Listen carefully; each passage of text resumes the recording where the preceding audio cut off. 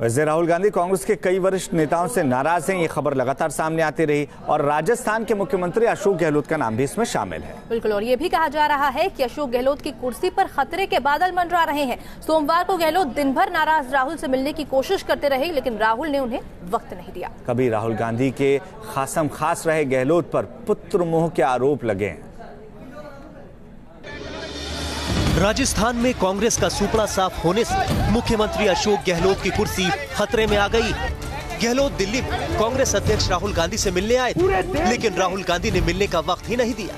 मजबूरन गहलोत को केसी वेणुगोपाल जैसे दूसरे नेताओं से मिलना पड़ा।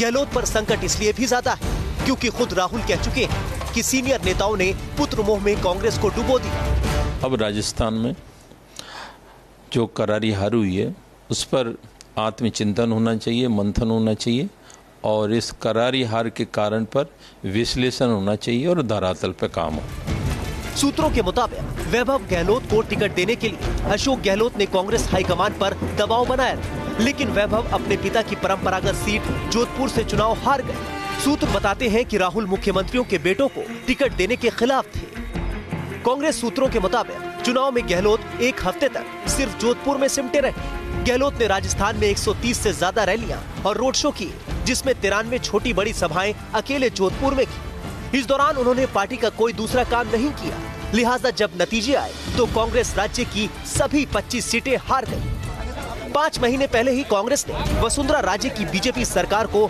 सत्ता से बेदखल किया था। ऐसे में लोकसभा चुनाव नतीजों के बाद अब राजस्थान बीजेपी भी गहलोत को नसीहत दे रही।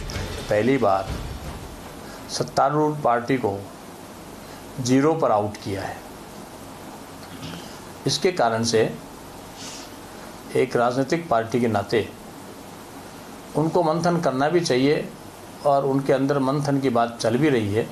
वो एक स्वाभाविक पॉलिटिकल पार्टीज के लिए स्वाभाविक प्रक्रिया है। सीएम बनने से पहले अशोक गहलोत कांग्रेस के संगठन महासचिव थे और राहुल गांधी के साथ उनका बेहतरीन तालमेल रहा, लेकिन लोकसभा चुनाव के बाद सारा सियासी गणित बदल चुका। राजस्थान में उप मुख्यमंत्री सचिन पायलट का खेमा भी वेट एंड वॉच की पोजीशन में। वीडियो जर्नलिस्ट महेश शर्मा के साथ लाल सिंह फौजदार, न्यूज नेशन, जयपुर। और चलिए इसी पर ज्यादा बातचीत के लिए हमारे सहयोगी मोहित राज दुबे हमारे साथ जुड़ गए हैं। मोहित, कांग्रेस पर तो भारी पड़ा है पुत्र मोह, अब लग रहा है कि अशोक गहलोत पर भी ये भारी पड़ता हुआ नजर आ रहा है।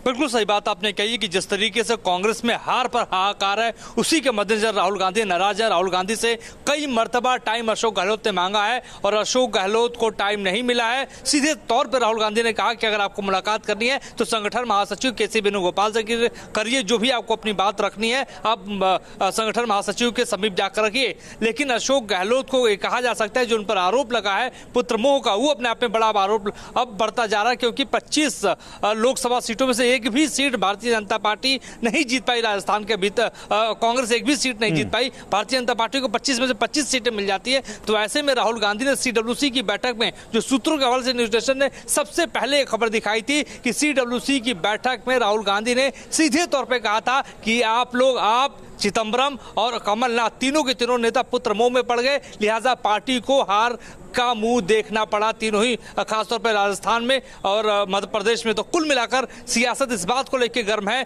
कि राहुल गांधी क्या पद पे बने रहेंगे कि नहीं बने रहेंगे। प्रियंका गांधी राहुल गांधी की इस वक्त बैठक चल रही है, लगातार प्रियंका गांधी राहुल गांधी को मनाने की कोशिश कर रही है कि हार सामूहिक है, आप इस्तीफा की जो आपने पेशकश दी है, परिवर्तन कांग्रेस के भीतर देखने को मिलेगा, ये संशय अभी भी बरकरार है, क्योंकि राहुल गांधी इस्तीफे पर अड़े हुए हैं, ये लगातार बताया जा रहा है। लेकिन उन्हें अगर इस्तीफा देना है तो उन्हें रोक कौन रहा है या इस पर अंतिम फैसला कौन लेगा, ये देखने वाली बात है। प्रियंका वाड्रा से बातचीत के बाद क्या तस्वीर साफ होती है, नजर बनी रहेगी।